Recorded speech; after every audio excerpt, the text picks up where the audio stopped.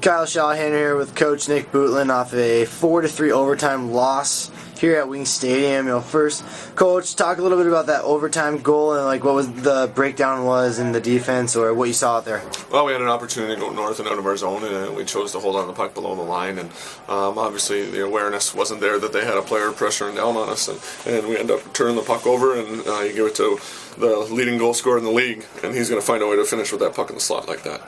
On a positive note, first 3 periods you contained Mickey Lang, played the Solar Bears extremely well.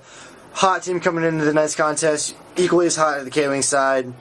How do you feel the boys did comparing up to the Solar Bears? Well, obviously, first off, Orlando played with a lot of jump and a lot more jump than most teams when you play 3 games in 3 nights. They're an outstanding team with a ton of offense and a ton of team speed. So I felt that they played with that.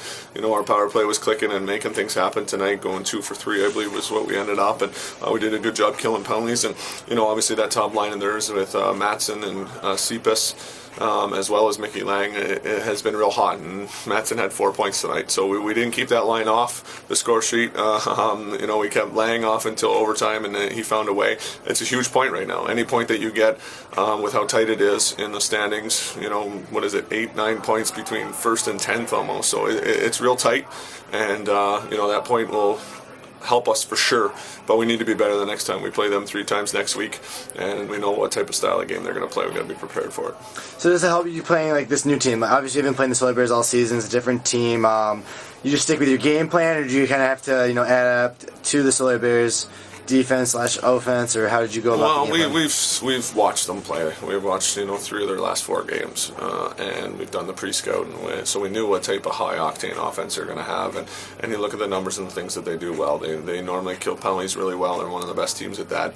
Shocking that their power play numbers are so low with the skill set that they have as a group. But they're going to play high octane. You're going to get your opportunities to score, but they're going to be a team that really plays that high flying, coming at you with speed, wave after wave. So, well-coached team. Both those coaches know what they're doing. They've been in this league for a while, both of them, and an outstanding test for us. It's going to be huge going down there, and it's going to be tough to get points in that building where they're 19-7-1 at home this year. So it's a tough building to play in, and we just have to make sure we stay focused and be ready to go.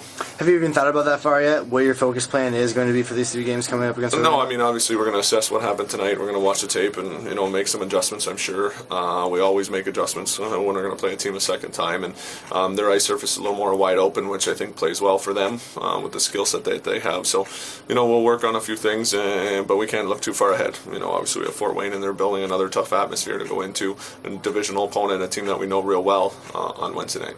Thanks a lot, Coach. Thank you.